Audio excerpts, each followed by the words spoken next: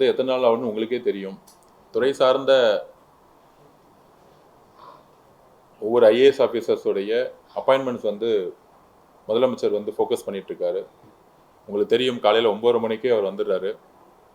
ஒவ்வொரு டிபார்ட்மெண்ட்டோட review meetings போயிட்டுருக்கு. 50 வருஷ பணிகளை நம்ம வந்து எதை முதல்ல சரி செய்யப்பட முடியும்னா, நான் ஊடகங்கள் முன்பு பதிவு செய்கிறேன். முன்னாடி சிஎம் டேல நீங்கள் வீடு கட்டணுன்னா ஸ்கொயர் ஃபீட்டுக்கு 40 ரூபா 50 ரூபா கலெக்ஷன் பண்ணிட்டு இருந்தாங்க. இதை ஒழிச்சிருக்கோம். நீங்கள் போய் எங்கே வேணால் கேட்டு பாருங்கள், அப்படி ஒரு குரூப்பே கிடையாது. Party fund, MLA fund, minister fund, இல்லை சிஎம் ஃபேமிலி ஃபண்டு, இதை இந்த ஒரு வாரத்தில் ஒழிச்சிருக்கோம். இது எவ்வளோ பெரிய செய்தி தமிழக மக்களுக்கு, நீங்களே விசாரிங்க. முன்னாடி ரூரலில் நீங்கள் வந்து ஸ்கொயர் ஃபீட்டில் வந்து ஒரு ஏக்கரில் டிடிசிபியில் போய் அப்ரூவ் வாங்கினா ஒரு பெரிய டீம் வந்து வசூல் பண்ணிட்டு இருப்பாங்க. அதை ஒழித்திருக்கோம்.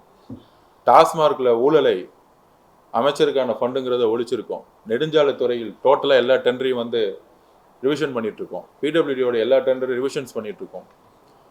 2 முக்கியமான துறைகளில் எப்பயுமே ஊழல் நடக்கும். பிடபிள்யூடி, ஹைவேஸ், டாஸ்மார்க், இந்த மாதிரி முக்கியமான துறை நேர்மையான அதிகாரிகளை போட்டு 5 ஆண்டுகள் செய்த தவறுகளை ஒருத்தர் மேலே பழி வாங்காமல் என்னென்ன தவறுகள் செய்து நிகழ்ந்திருக்கிறத நாங்கள் எடுத்துக்கிட்டு இருக்கோம். இப்போ இன்னையிலிருந்து அமைச்சருக்கான ஃபண்டோ இல்லை அமைச்சர் பேரை சொல்லிக்கிட்டு அவங்களுடைய குடும்ப உறவுகளோ இல்லை யாருமே வந்து எந்த இடத்துலையும் ஈடுபடுறது கிடையாது. நீங்களே பார்த்துருப்பீங்க. ஆற்று மணல் ஏற்றி முதலமைச்சருக்கான ஃபண்டுங்கிறது இல்லை. நீங்கள் பார்த்துருப்பீங்க, கரூரில் எந்த இடத்துலையுமே ஆற்று மணல் ஏற்றுறது இல்லை. மைன்ஸில் எங்கெங்கெல்லாம் இல்லீகல் மைன்ஸ் இருக்கோ அதெல்லாம் வந்து அந்தந்த கலெக்டர்கிட்ட எடுக்கணும்னு சொல்லியிருக்கோம். ஸோ தமிழகம் முழுவதும் ஒரு 11-12 டிபார்ட்மெண்ட்டில் ஊழல் வந்து கடுமையாக இருக்கும். போக்குவரத்து துறையில் இருக்கும். நீங்கள் போய் ஒரு லைசன்ஸ் கேட்டிங்கன்னா காசு இருக்கும். இன்னைக்கு காலையில் ஒருத்தர் வந்தார், சார் லைசன்ஸ் வாங்குற இடத்துலலாம் வந்து பார்த்தீங்கன்னா இன்னைக்கு காசு கேட்குறது இல்லைங்கிறாங்க. ஏன்னா அமைச்சருக்கு ஒரு ஃபண்டு போகும்போது அதிகாரிகள் கேட்பாங்க. அந்த மாதிரி ஒரு ஷேர் முன்னாடி வந்து ஒரு ஒரு குடும்பத்துக்கு 15%, 11% மினிஸ்டர், அதிகாரிகள் 7% இப்படின்னு சொன்னக்கூடிய ஒரு 35-36% கான்செப்டை இன்றைக்கு இந்த ஒரு 10 நாள் நாங்கள் தூக்கி எறிஞ்சிருக்கோம். இது ஒரு மிகப்பெரிய மாற்றம், தமிழ்நாட்டுடைய நிர்வாக ரீதியான ஒரு மிகப்பெரிய மாற்றம். அதற்கு முதலமைச்சர் அவர் சொன்ன மாதிரியே ஒரு கிளீன் கவர்மெண்ட்டை, அது எவ்வளோ பெரிய சாதாரண விஷயம் இல்லை. ஒரு 50 வருஷமா ஒரே சிஸ்டத்தில், முன்னாடி போன ஆட்சியில் இருந்தவங்க அதிமுக இருக்கும்போது 10% இருந்தது, அதிமுக வந்தவொடனே 12% தான் மாற்றினாங்க. எதுவுமே வந்து மாற்றலை.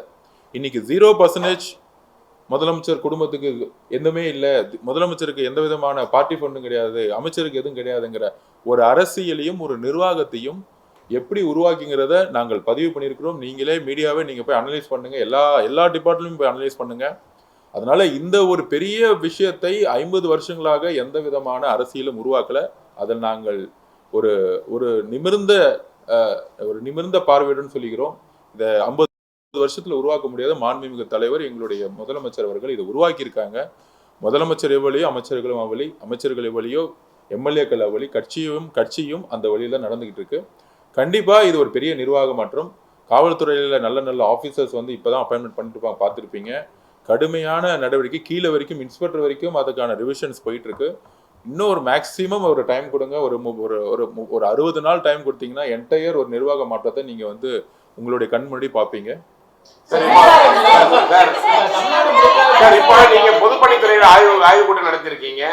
மிக முக்கியமா பார்த்து சொன்னது பொதுப்பணித்துறை தான். பொதுப்பணித்துறையில முக்கியமானது என்ன பெரிய திட்டங்கள் கொண்டு வர போறீங்க? ஏன்னா ரொம்ப நாளைக்கு டேமும் கிடையாது, ஒண்ணுமே கிடையாது, தடுப்பணை எவ்வளவு கட்ட போறீங்க? அதே மாதிரி இந்த மராமத்து பணி எடுக்கும்போது எல்லா அந்த குளங்கள் கொட்டைகள் தூர்வாடுறது பொதுப்பணித்துறை பண்ணதா? ஏன்னா அங்கதான் பிரச்சனையே ஸ்டார்ட் ஆகுது. இப்போ வந்து நீங்க ஆய்வு கூட்டம் நடத்தி முடிச்சிருக்கீங்க. நீங்க உங்க துறையில என்ன மாற்றத்தை கொண்டு வர போறீங்க? இல்லை, முன்னாடி பொதுப்பணித்துறையினாலே வந்து எப்படி இருக்குன்னா, ஆற்றுல வந்து தூர் வராமலே தூர் வாரிட்டுன்னு பில்லை போடுவாங்க. இப்போ அப்படிலாம் கிடையாது. உண்மையான பணிகள் நடக்கும். அதை நாங்கள் உறுதிப்படுத்துகிறோம். இந்த போலியாக பில்லு போடுறது, கான்ட்ராக்டர்ஸ் வந்து போலியாக உருவாக்குறது, பினாமி பேரில் வந்து கம்பெனிஸை உருவாக்குறது, இது எல்லாத்தையும் ரிவிஷன் வந்து லாஸ்ட் 1 வீக் பண்ணிகிட்ருக்கோம். தமிழ்நாட்டிலேருந்து எல்லாரையும் வந்து கூப்பிட்டு அதுக்கான முதல் கட்ட பணிகளை சொல்லியிருக்கோம். எல்லா டெண்டரையும் நாங்கள் நிப்பாட்டியிருக்கோம். ஒரு 15 நாளில், அதுவும் எலெக்ஷனுக்கு முன்னாடி அந்த 1 மாதத்தை பார்த்தீங்கன்னா பழைய அரசு வந்து திருப்பி வந்துருங்கிற ஒரு ஒரு பெரிய நம்பிக்கையில் அடுத்த 2 வருஷம் 1 வருஷத்துக்குலாம் டெண்டர் போட்டு அட்வான்ஸ் வாங்கியிருக்காங்க. ஸோ இந்த மாதிரிலாம் வந்து ஒரு அரசு வந்து செயல்பட்டு இருக்கிறது வந்து யாரையும் குற்றச்சாட்ட விரும்பல. பழைய தவறுகள் என்னங்கிறது முதல் நான் தெரிஞ்சுக்கணும். ஆக்சுவலா அதிலிருந்து ஒரு துறையை வெளியே கொண்டு வரணும். அதனால வந்து 2 ரிவ்யூ மீட்டிங் முடிச்சிருக்கோம் நாங்க. ஸோ அதே மாதிரி நெடுஞ்சாலைத்துறையிலும் அந்த பிரச்சனை தான் போயிட்டு இருக்கு. ஸோ அந்த துறையை வந்து முழுசா ஒரு 100 வருஷத்துக்கு மேல இருக்கக்கூடிய துறைகள் இது. இன்னைக்கு இருக்க காலத்துக்குடைய ஒரு டெக்னாலஜி, டேஷ்போர்ட், சாஃப்ட்வேர்ஸ், இன்னைக்கு காலத்துமே அப்டேட் எப்படி பண்ணலாம், பிடபிள்யூடியும் ஐவிஎஸ்சியும் எப்படி ப்ராஃபிட்டபிள் இன்ஸ்டிடியூஷனாக மாற்றலாம், எப்படி வந்து அமுல் நிறுவனம் வந்து எப்படி ப்ராஃபிட்டபிள் இன்ஸ்டிடியூஷனாக மாறுதோ. ஃபார் எக்ஸாம்பிள் இப்போ பிடபிள்யூ தான் வந்து எல்லா பில்டிங் கட்டுறாங்க. நான் வந்து சிம்பிளாக ஒரே ஒரு கொஸ்டின் கேட்டேன். நம்மக்கிட்ட எல்லா ஸ்ட்ரக்சர் இருக்குது, 6000 பேருக்கு மேலே எம்ப்ளாயிஸ் இருக்கிறாங்க. நம்ம வந்து இன்னைக்கு ஒரு பெரிய பெரிய நிறுவனங்கள் இருக்கோம், எல்என்டி, டாட்டாலாம் இருக்கிறாங்க. ஒரு கன்ஸ்ட்ரக்ஷன் முடிஞ்சவொடனே 10% 15% ப்ராஃபிட் பண்ணுறாங்க. நம்மளும் அதே மாதிரி ப்ரொபோசல் கொடுத்து நம்மளும் வந்து 10% 15% வந்து பில்டிங் கற்றுக் கொடுத்து நம்மளும் ப்ராஃபிட் பண்ணிட்டா அரசு நிறுவனங்கள் வந்து ப்ராஃபிட் பண்ண முடியுமே. நம்ம உழைப்பை வந்து வெறும் கட்டி கொடுத்துட்டு போகிறதோட எப்படி பெரிய பெரிய நிறுவனங்கள், கன்ஸ்ட்ரக்ஷன் நிறுவனங்கள் லாபம் பண்ணுதோ, நம்ம கிட்ட கன்ஸ்ட்ரக்ஷன் கம்பெனிலேயே ஆர்கிடெக்ட்ஸ் இருக்காங்க, எல்லாம் இருக்கிறாங்க. பெரிய பெரிய ப்ராஜெக்ட்ஸ் எடுத்து, ஏன் பிரைவேட் ப்ராஜெக்ட்ஸே எடுத்து 100 வருஷ கம்பெனி கிட்ட ஒரு ஐடென்டி இருக்கு நம்ம கிட்ட. எப்படி பிடபிள்யூ டிபார்ட்மெண்ட்டை ஒரு ப்ராஃபிட்டபிள் பிஸ்னஸாக மாற்றணும், அந்த ப்ராஃபிட்டபிள் வரும்பொழுது மக்களுக்கான தேவைகளை அதில் செய்ய முடியும், நமக்கான பில்டிங்ஸை கட்ட முடியுங்கிறத வந்து பதிவு பண்ணியிருக்கோம். அதுக்கான ரிவ்யூ மீட்டிங்ஸ் நடந்துட்டு இருக்கு. அதுமாதிரி நெடுஞ்சாலை துறைகளையும் வந்து பார்த்தீங்கன்னா 40% ஒர்க் வந்து பார்த்தீங்கன்னா ரிப்பேர் ஒர்க்குன்னு சொல்லிட்டே இருப்பாங்க. அந்த ரிப்பேர் ஒர்க்கில் தான் வந்து எப்பயுமே வந்து நிறைய ஊழல் நடந்துட்டு இருக்கு. ஆக்சுவலாக ரிப்பேரே பண்ணாமல் பேட்ச், அதாவது அவங்க சொல்கிற டெக்னிக்கல் வேர்டுன்னா பேட்ச் ஒர்க்னு சொல்லுவாங்க. பேட்ச் ஒர்க்னு சொல்லிட்டு வேற பக்கம் பேட்ச் ஒர்க் நடந்திருக்கு ஆக்சுவலாக.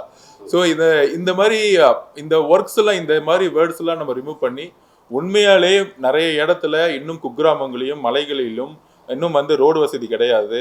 நிறைய வில்லேஜில் மெயின் ரோட்லேருந்து, ஸ்டேட் ஹைவேஸ்லேருந்து ஊர்களுக்கு வந்து பார்த்தீங்கன்னா இன்னும் மண் ரோட்டில் இருக்குது. மழை பெய்யும் போது ஒரு ஒரு சின்ன ஒரு ஆட்டோ கூட போக முடியாது இருக்குது. ஸோ குக்கிராமங்களை இணைக்கக்கூடிய லோக்கல் பாடியோட சேர்ந்து ஐவேஸ் டிபார்ட்மெண்ட் எப்படி ஒர்க் பண்ண முடியுங்கிறதையும் நாங்கள் வந்து எப்படி உள்ளாட்சித்துறையோட சேர்த்து, முன்னாடி உள்ளாட்சித்துறையும் ஐவேஸ் டிபார்ட்மெண்ட்டும் சேர்ந்து ஒர்க் பண்ணது கிடையாது ஆக்சுவலாக. ஸோ இதை வந்து எப்படி 2 பேரும் சேர்ந்து இணைந்து தமிழகம் முழுவதும் ஐவேஸ் எல்லாம் வந்து கொண்டு வந்திருக்காங்க. அதில் வந்து கொஞ்சம் நிறைய இடத்துல வந்து ரிப்பேர்ஸ் ஒர்க்ஸ் இருக்குது. ஆனால் வந்து குக்கிராமங்களை எப்படி சேர்ந்து இணைக்கணும், பாமர மக்கள் இணைக்கக்கூடிய இடத்துல எப்படி வந்து நெடுஞ்சாலைகளை உருவாக்கணுங்கிறதுக்கான ஃபஸ்ட்டு ஒரு ரிவ்யூ மீட்டிங் பண்ணு, அதுக்கான டிஸ்கஷன்ஸ் போயிட்டுருக்கு.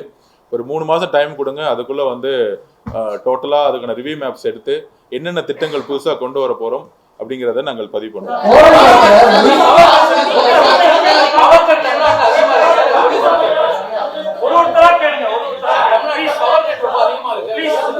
ஒரு நிமிஷம் அந்தந்த துறை சார்ந்த அமைச்சர்கள் வந்து இன்டர்வியூ கொடுப்பாங்க. நான் வந்து ஒரே நிமிஷம் அந்தந்த துறை சார்ந்த அமைச்சர்கள் கொடுப்பாங்க. மித்த டிபார்ட்மெண்ட்டை பற்றி பேசுறதுக்கு அது வந்து என்ன சொல்றது, அது வந்து ஒரு மரபு கிடையாது. கண்டிப்பாக திரு நிர்மல் அவர்கள், அமைச்சர் அவர்கள் பேசும்போது சொல்லியிருக்காரு, லட்சக்கணக்கான கோடி ரூபாய் இந்த இடத்துல வந்து கடனை வந்து ஃபேஸ் பண்ணியிருக்கோம். அது இல்லாமல் ஊழல்கள் நிறைந்ததாக, நிலக்கரியில் நிறைய ஊழல் நடந்திருக்குன்னு சொல்லியிருக்காங்க. அதை ரிவ்யூ பண்ணிட்டு இருக்காரு. அவர் கடுமையாக கிட்டத்தட்ட 18 மணி நேரத்துக்கு மாண்புமிகு முதலமைச்சரோட தலைமையில் திரு நிர்மல் அவர்கள் வேலை செஞ்சுட்டு இருப்பாரு. கண்டிப்பாக மின்சாரத்துறையாரும் இந்த துறையை வந்து அட்ரஸ் பண்ணுவாங்க.